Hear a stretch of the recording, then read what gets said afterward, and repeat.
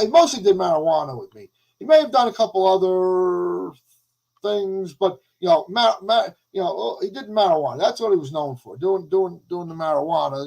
We'll call it medicine, and that's kind of what he did. And he drank the beers and tons of beers and tons of beers.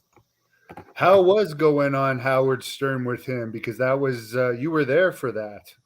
So how that happened was we were originally we were promoting some type of convention we were at in New Jersey, and we hooked up with the Pharrell show, which is on Howard, which at the time was on Howard is on the Sirius 100, and he had a sister station 101, and he had a bunch of alternative shows on that. So the night show was the sports show with Scotty Farrell. If you don't know, Shake It Up, with the voice like that. So we went on. We went on there, and Sheik was literally on fire on that show. They mentioned the Brian Blair, the Ultimate Warrior, and and Sheik just went off and on and on and on and on about that, and fuck Brian Blair, and I fuck him in the ass, I make him humble, and the Macho Man and his drug, sharing the drug, and Jake's 8-ball, and this and that, and it got over so good. Hey, we got to pass these tapes off to the Stern show. So they got the tapes to the Stern show. 3 weeks later, I got the phone call. We want the Sheik in the studio.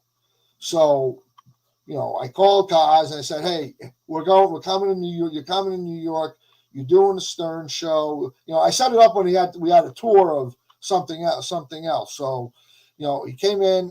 We did, it was crazy because I think we were going on a Monday. I forget the actual day, but one of the days. So to me, one of the major bucket list things was the Stern show because I'm a super fan of the Stern show, at least at the time. And when we had our final dinner on a Sunday night, and I got him to the hotel, and I said, I'm staying in the room with you, and I went into complete lockdown.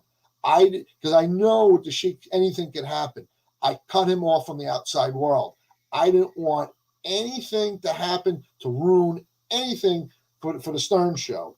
And then the next morning we got up, we got in the car, we met the other people, and we just drove into the city, and we just did the Stern show, and it just went over really good. He went in there, they did their thing. Bubba the Love Sponge was there. He got to play Lord of the Anal Ring Toss, and he actually won Lord of the Anal Ring Toss. And if you don't know what that is, they have a girl, one of these stripper girls or whatever. You go, they bend over, they show the arch, they put that little stick in the ass, and you got to throw these rings, and like ring toss, you throw the ring onto the thing like at the carnivals or stuff or the games. So they did that version with the girl. They put the stick in the ass, and they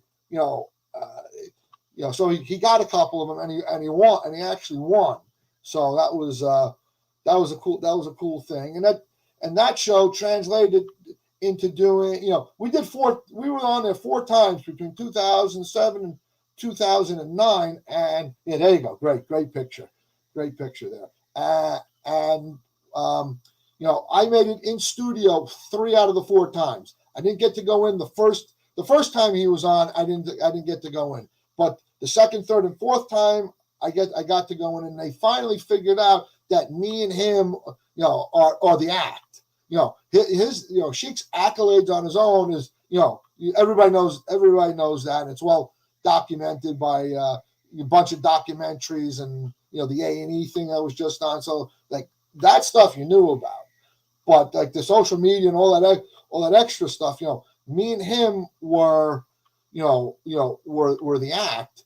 And they kind of figured out that I have to I'm the foil for him, and I play off of him, and we did really great doing that stuff. And I wanted to use the Stern show as a stepping stone for other things. We got the Killers of Comedy, which is the touring comedy group at the time from the Stern show with Reverend Bob Levy and Shuley and Beetlejuice and Jim Florentine and maybe 1 or 2 other comedians that got put in there. And then, so they toured with, he toured with them for a little bit, and that went over really good. And again, I'm looking to go to the next level.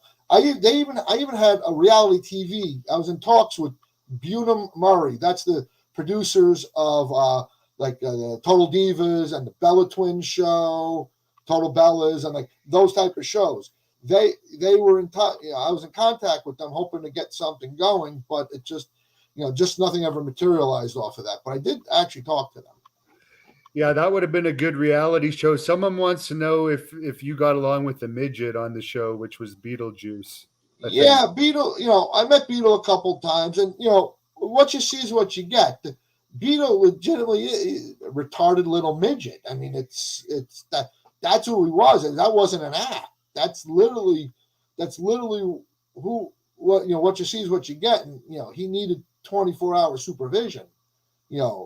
Someone might not be right on top of him, but like in the background, someone was there just to make sure he didn't get into trouble. But there was a lot of supervision going on for Beetlejuice.